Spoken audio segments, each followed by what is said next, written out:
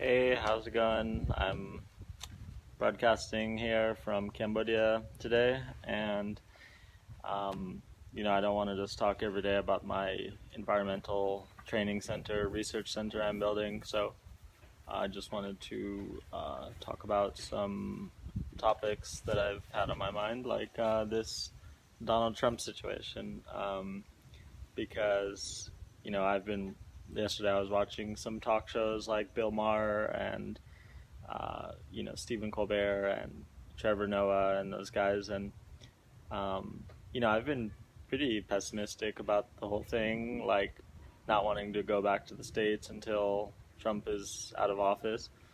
But now I'm feeling a bit optimistic because it seems like, you know, more and more people are getting in trouble that are involved in his campaign.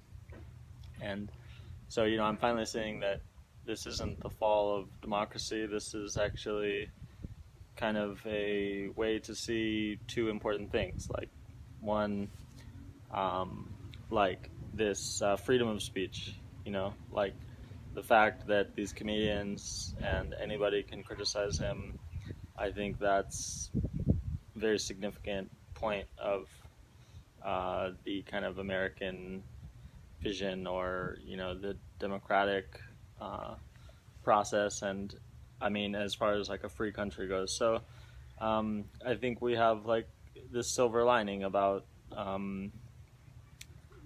proving our freedom of speech.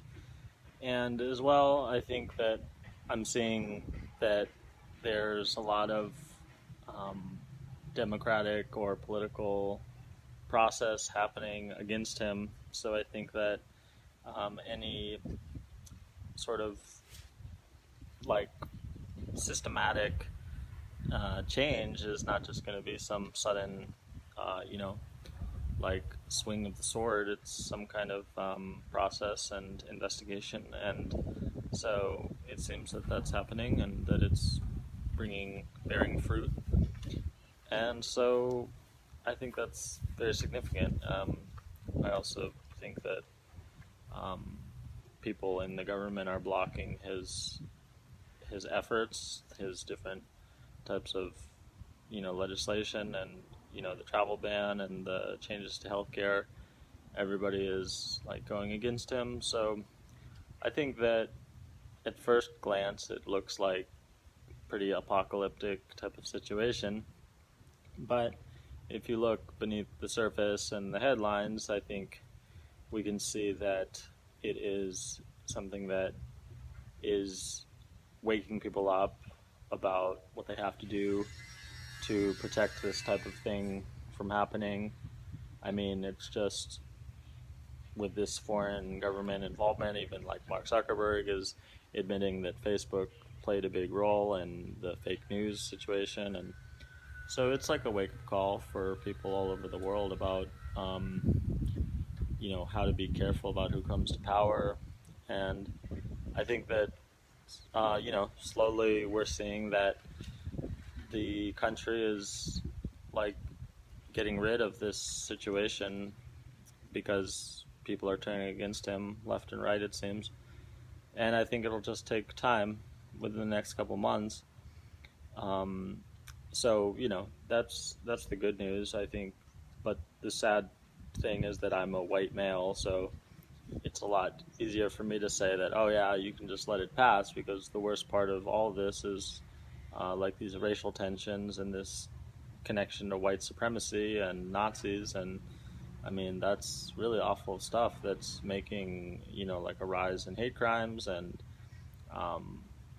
these deporting people. I mean, I was watching something on Al Jazeera about these Cambodian families being broken up because, people are being sent back to Cambodia even though they weren't born here, but their parents didn't apply for citizenship, so people are getting deported. And so that's really messed up. I think that's the biggest like negative impact that we're seeing, is this racism. But I do think that the majority of America is pro-immigrant, pro-minority, because anybody who's educated or anybody with a business, or people just know that there's so many hardworking people from Mexico, Central America, all over the world, and that we all need to live in harmony. So I think that this type of nationalist leader helps people come together in a more progressive attitude to protect people, and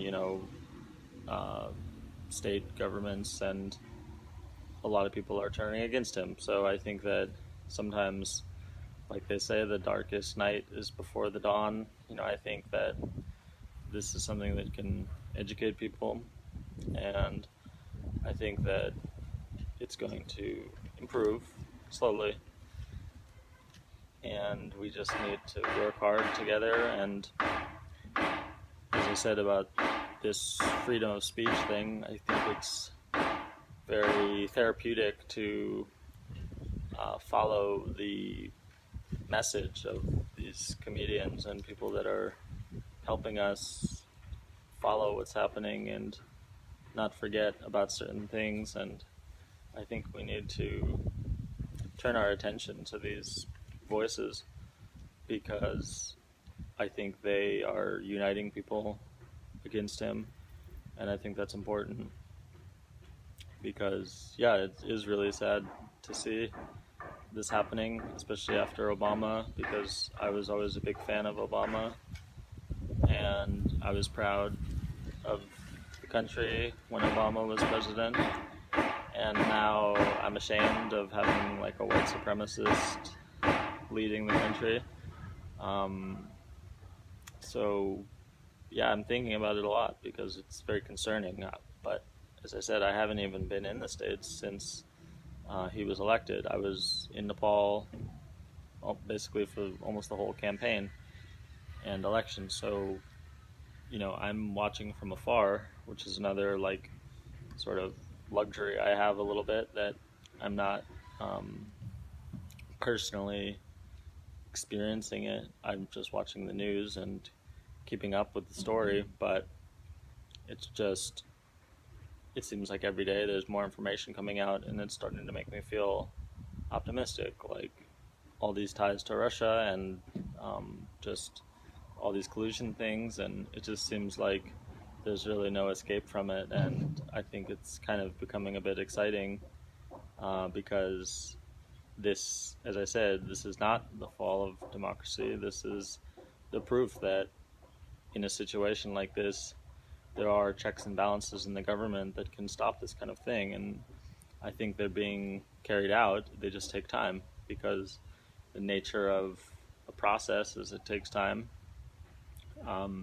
So I think it's something that it's easy to be skeptical or pessimistic, but if we see what's happening with these special investigations happening and just look at what's happening, it just seems sort of like a dead end for this campaign. And I'm happy about that, because I don't want to see the country. I live out of the States, but I'm still very proud of being an American and what America represents, the United States.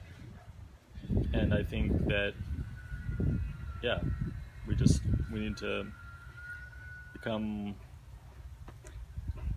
just wake up to this type of thing, of a person like this taking control, this conservative type of mind that is damaging the country, damaging the world.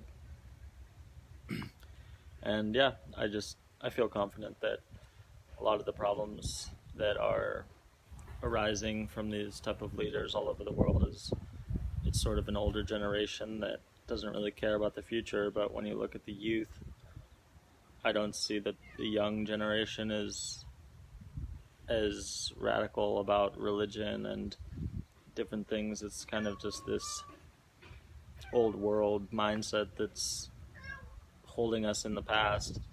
And so I think that as the young generation grows, they're going to be seizing power a bit more from the sort of white man group of, like, at least in the West, and just kind of taking back the control, to be not taking back, but for the first time taking on control as a matured generation.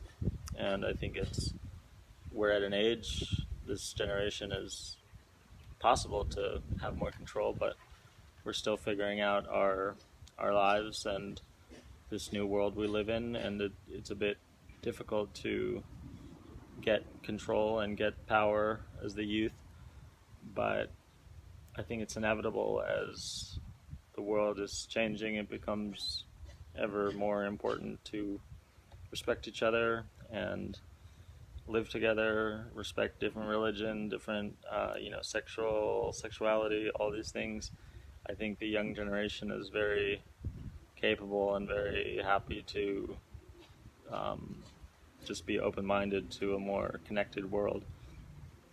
So I like to be positive and optimistic, and this thing with Trump has been very shocking for me, but I try to see how it can affect people's minds to be more just awake to these type of things. And as I said, I do have faith in the government. I think that there are a lot of problems with the government in the U.S., but I think there are systems to stop Trump and stop the people supporting him and get to the bottom of it and let these things not go undealt with. So that's just my perspective. It's something on my mind a lot, but I usually don't post much about it. Posted a few things after the election, but it's been on my mind a lot. It's very, like, as I said, therapeutic to watch these Colbert and Bill Maher and these people that just so openly criticize him. It's great to see, because it's great to see how fearless citizens are to stand up to him, and I love to see that, because I think that's pretty rare. It's hard to find countries that have that much freedom, and it's great to see how people are expressing that freedom of speech. So it's quite an interesting time. But yeah, the really unfortunate thing is, it's interesting as a white man, like I said, but for the people, immigrants, it's a big problem, and it's really sad, because they're the ones that are suffering from this. And I think we really need to help them, people from Mexico, anybody facing this, violence from white supremacists. We have to help protect them and just stand together with all the diversity, LGBTQ, all the different people from all over the world, all the different skin colors, everything. I mean, it sounds idealistic or something, but I mean, it's just normal life, just joining together, giving people kind of strength against their enemies. So I think we should definitely reach out to help people, the non-white people, and women who are women are also having a lot of problems from this, with this, access to abortion and women's rights for many things. So yeah, it's a time to come together and help each other fight off and sort of make a majority against these backwards-minded people, conservative-minded, closed-minded, uneducated people. And yeah, I think it's going to be happening. It just takes time. We have to be positive, and I think for anybody else that wants to wait out, if you don't want to be in the States, you can come to Asia. Everyone talks about going to Canada, but I think it's a lot more practical to come to Asia. So yeah, come out here, come work with me, and I can help you out here if anybody wants to take some time off from the States. I'm not telling people to burn their passport or citizenship. I'm just saying sometimes it's healthy to have some time away, and sometimes when I think about the States, it feels like kind of dangerous. I mean, there's a lot of gun violence. There's a lot of issues that um, make it kind of a scary place, and it's a bit good to just experience something different, and what better time. So I think, I used to be interested in inspiring people to travel, but I kind of lost interest in that because I felt like people don't really, they either want to travel or they don't, and you can't really like inspire somebody because people are either afraid or not afraid. And I feel like it's just something that even if they want to do it, it doesn't really matter. Either they're going to or they're not. And a lot of the people that want to travel still aren't going to. So it's not something I want to focus too much on, but I do want to help people see some of the methods that I've used to be able to live abroad, and for living all over the world for much cheaper than living in the States. So I think I should touch on that sometimes, just some of the comparisons of, sometimes I post some real estate thing like, the price of a room in the Bay Area is, you can get a whole house in Asia. So just stuff like that I know it's different. It's not what you're used to, but it's a lot better to come to a place that, I don't know, you could it's just kind of hard to survive in California. I've had a lot of trouble there because if I'm not there long term, it's hard to have some sort of stability there. So it's just a lot easier to live in Asia. There's challenges, but it's nice, and there's a lot of community here. There's a lot of respect for Westerners for the most part. I mean, most of the Westerners living abroad I met were in like Central America, South America, but they're not too crazy about white folks down there. So I think Asia is a great place. They've been, they're very interested in working with Western people or outsiders. They're not suspicious, or it's a community kind of positive feeling I have from being in Asia. I feel kind of appreciated here more than in California, where I feel like in California you either need a lot of money or a lot of like education and power to have respect. And in Asia I find that you don't really need to have wealth or anything to be respected. You just need to be a nice person. This kind of individualist society versus communal society, they respect people who are friendly and keep their cool, and if you do that, you can go a long way. There's a lot of opportunities, a lot of places that'll just kind of take you in as long as you want, sort of thing, without much worry. In Asia, most people have some kind of property, some kind of space. It's just America has this sort of scarcity. Even though it's a wealthy place, people are kind of trying to get as much power for themselves as they can. And so there's kind of like a problem of resources and overpopulation. But in Asia, I think you can see people living together more, working together more, and it's just kind of easier to survive.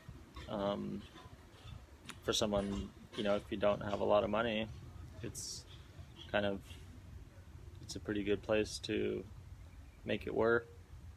You can live simple. I can usually rent a place for less than $100 a month, because like I said I've never rented a whole house.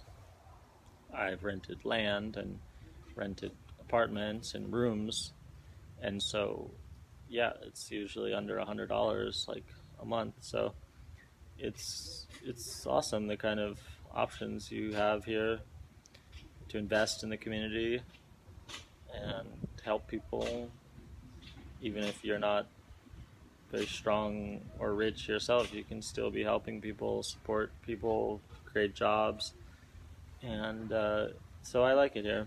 And I'm not telling, as I said, I don't want people to renounce their citizenship of America. I'm just saying it's good to have a balance, get away sometimes, so you don't feel so trapped in this Donald Trump situation. And it's just, yeah, it's a good time to travel because people aren't against me for Trump. Like, people judge people by how they act.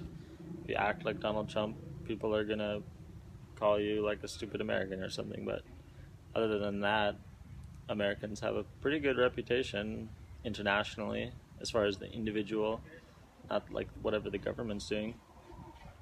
But people know to separate the people from the government because it's always like that in Asia.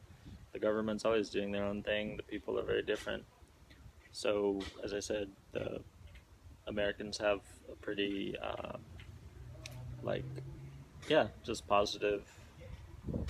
um, positive view around like they're they're not around that much, traveling not as much as Europeans, but I've traveled so much and I've very rarely had any kind of negative like disrespect or anger.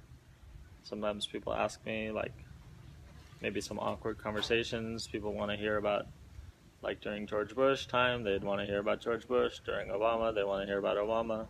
And now they ask me about Trump, and I say, yeah, I hate Trump. And so that's it. It's not a big deal. People don't really care. Even some dude in Bangkok was like telling me he likes Donald Trump, and I just tried to tell him that nobody I know likes him, and I have no idea why he likes him, but it's sad. That's why I said I'm embarrassed because I don't want the world to think that Donald Trump represents the educated people in America. It's a very small population. Just the unfortunate thing is that small population votes more than the people who are against Trump. So, I mean, but he lost the popular vote. It's crazy. Like, and in the beginning, I did think it's like the fall of democracy, but I'm starting to have more hope, and I think things are going to improve. I think it's all coming together, and yeah, that's it. There's not really much more to say. Just wanted to say how I feel about it because I don't like to post too much political stuff, or I don't know, it's not really like the conversation I always want to be having. But then when I look at the kind of media I'm looking at, as far as like these talk shows, it does happen to be a subject that I care about, so I might as well discuss it to some degree. So yeah, plus I'm still doing this. I'm working on a solution for climate change, building a school and research center in Nepal. So if you check out any of my last videos, you can see the link on GoFundMe. You can support that. If you can't donate, just share it, tell your friends, whatever you can do would help a lot, because we can help a lot of very poor people that are affected by climate change, help give them tools to manage resources better, and we're going to be doing a lot of good things. So it's just the beginning, and I just hope you can get involved now, but you'll see later on that more and more what we're doing. So thanks for catching up, and I'll be back online sometime tomorrow.